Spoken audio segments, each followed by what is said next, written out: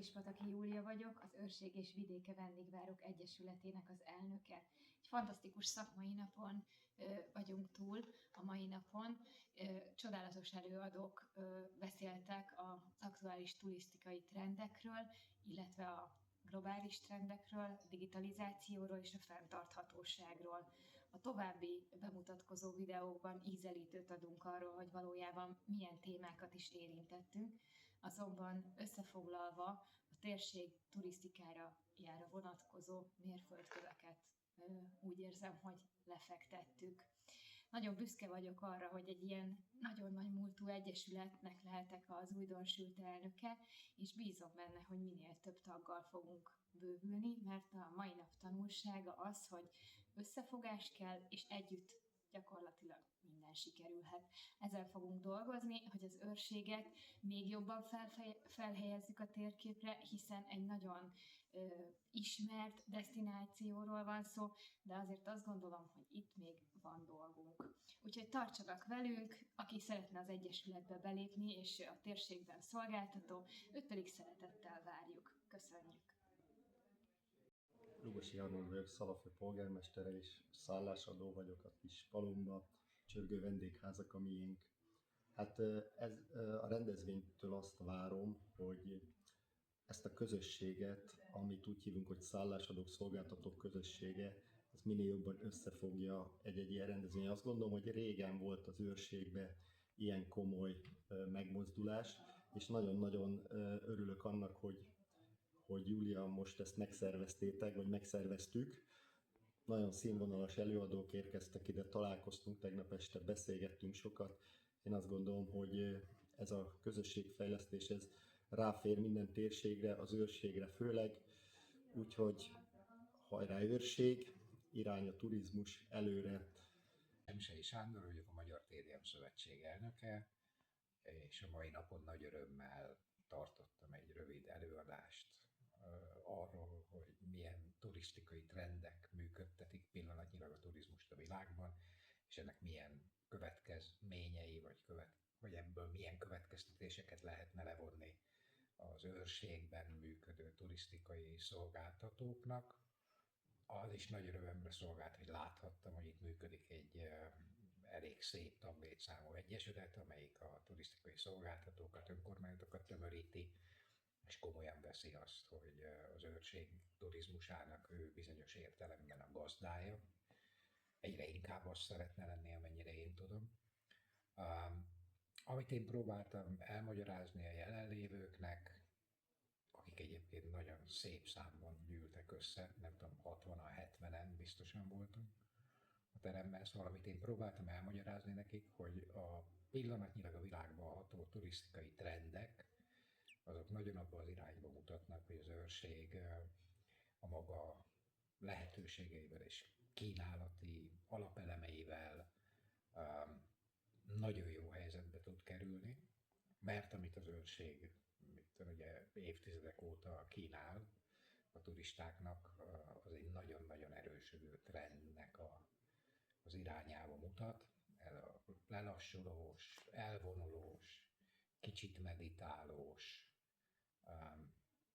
mondjuk úgy ilyen lelki wellness, igényes, ugyanakkor a maga egyszerűségében nagyon konkrét és megragadható világ, ez egyre inkább fogja megszólítani a turistákat, amit én próbáltam megint csak elmondani itt, az nagyjából az volt, hogy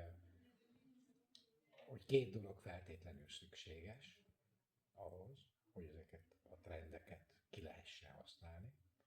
Az egyik az az, hogy az itt működő szolgáltatók fogjanak össze, határozzák meg a saját értékeiket, sőt ennél több, fogalmazzák meg azokat az értékeket, amiket ők meg ez a térség hordoznak. Ezeknek az értékeknek a megfogalmazása révén kezdjenek el felépíteni legalább belföldön egy turisztikai márkát az őrség közé. Én abban bízom, hogy ez a folyamat a mai nap után talán elindul.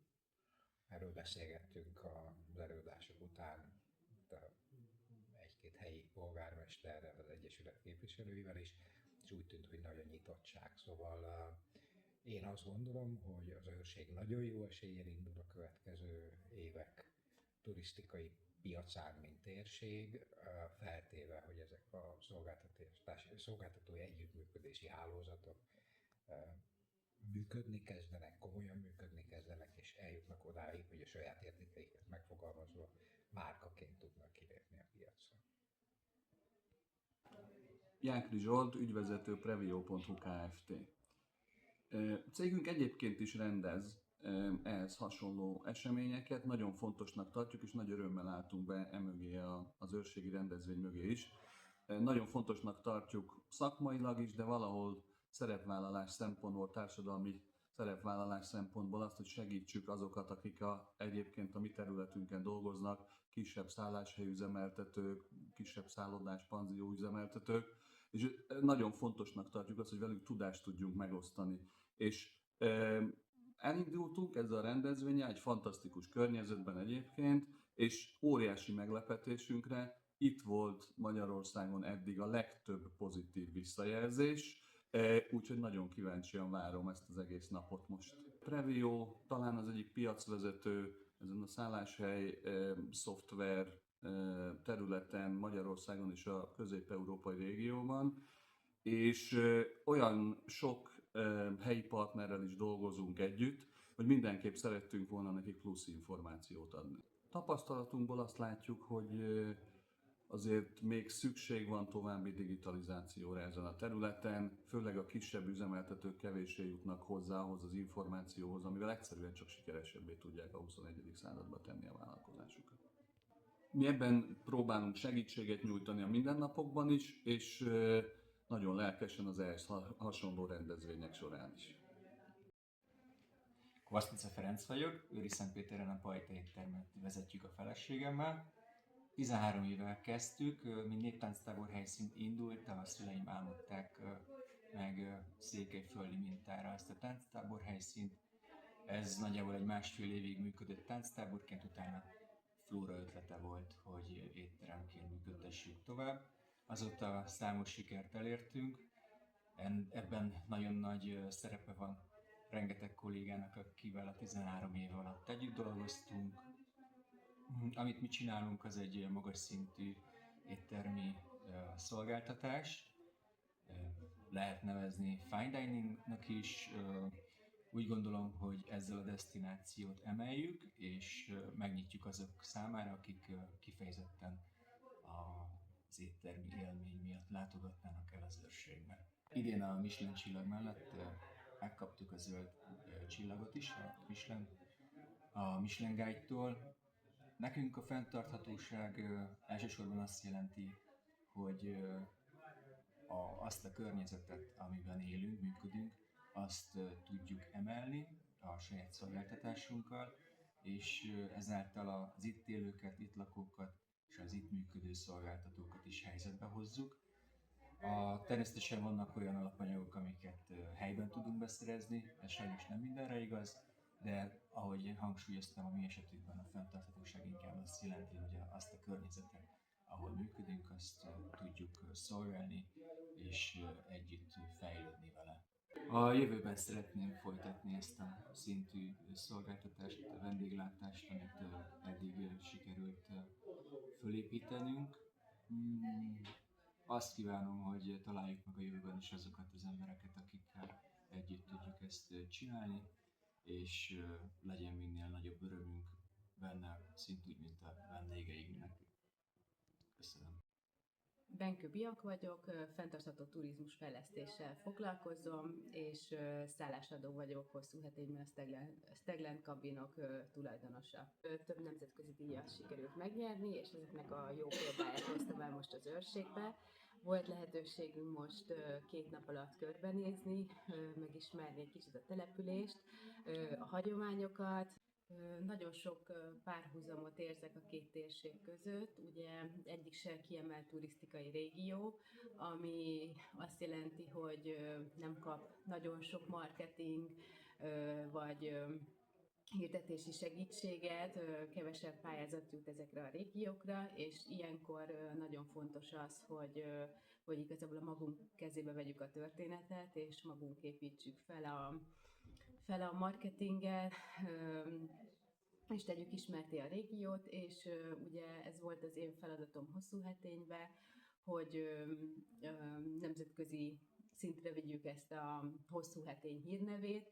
Így nyertük meg a 2025-ös évben az ENSZ világ legjobb turisztikai faluit, amelynek Kínában volt az átadója, valamint a Green Destination nemzetközi szervezet által meghirdetett Top 100 Story-ba is bekerültünk. Ezáltal sokkal nagyobb figyelmet kaptunk, rengeteg interjú, rádió megjelenés, cikk került ki Hosszú Hetényről, és a turizmus.com-on tavaly mi voltunk a 7. legolvasottabb cikk. Így úgy gondolom, hogy ezzel a közös összefogással és a saját magunk kezébe vettük a saját magunk marketingjét, így azért nagyon nagyot tudtunk lépni, különösebb, nagyon sok pályázati segítség nélkül. Én úgy gondolom, hogy az őrség rengeteg mindent tud, nagyon sok szálláshelyen, vendéglátóegységgel, kulturális, turisztikai létesítménnyel, valamint rendezvényekkel bír, és hogyha ugyanúgy a maga kezébe veszi ezt a promóciót, akkor nagyon nagyot tudna lépni, és nem feltétlenül a nemzetközi térben, hanem akár a belföldi turizmusba is tudna erősödni, és minőségi vendégeket ide szólítani. A Szent Gotthárd Spa és Wellnessnél nagyon fontosnak tartjuk, hogy ne egyedül, hanem együtt gondolkozzunk, azért a 2026-os évtől kezdve az együttműködések építésére, a hálózatépítésre fektetjük a hangsúlyt. Nagyon inspiráló volt a mai napon, hogy nem csak mi, hanem a többi előadó is így gondolta, hogy az együttműködés, az együtt gondolkodás, az együtt továbbmenés, ami a fontos, a fókusz lehet a jövőben, és mi is ezt gondoljuk az egyik legnagyobb feladatunknak. Már most is együttműködünk kisebb szálláshelyekkel, és a jövőben is ezeknek az együttműködéseknek a növekedését látjuk szemünk előtt, és tartjuk fontos feladatunknak. Jelenleg is 20%-os kedvezményes kupon vásárolható a velük együttműködő szálláshelyeknek, melyek által ők is a kínálatukat a látogatók felé csak bővíteni tudják. Tisztelettel köszöntök mindenkit, Tóth Jenő vagyok, az Őriszentpéteri Közös Önkormányzati Hivatal jegyzője. A szállásadásokkal már hosszú ideje foglalkozunk, hisz mi adjuk ki a szállásengedélyeket, illetve hajtjuk be népszerűtlen módon az idegenforgalmi adót. A legfontosabb az, hogy az új rendszerbe, az ENTAK rendszerbe, mint jegyző, látom a szállásengedélyeket, látom a forgalmakat a szállásadóknál, és szerencsére elég jól beállt ez a kommunikáció a szállásadókkal kapcsolatban. Úgy értékelem, hogy a nagy részük sikeresen kezeli ezt az ENTAK rendszert. Természetesen most is vannak problémák, szólni kell pár szállásadónak, hogy elfelejtette a befizetést, bevallást, és most már minimális az a szállásadói létszám, akik nem nagyon együttműködőek, hogy így fogalmazzak. Azt is látni itt a bevallásokból, hogy szezonális a jelleg, tehát elsősorban nyárra, koratavaszra, illetve őszre koncentrálódik. Ezzel az adottsággal együtt kell tudni élni. És még egy gondolat, hogy amit mostanában látunk, hogy ez a szállásadói számnövekedés ez megállt, inkább szállásadó személyébe vagy üzemeltetési módváltozásra adunk ki engedélyeket. Én azt kérem, hogy működjenek velünk együtt, mi is próbálunk konstruktívan hozzáállni a szállásadókhoz.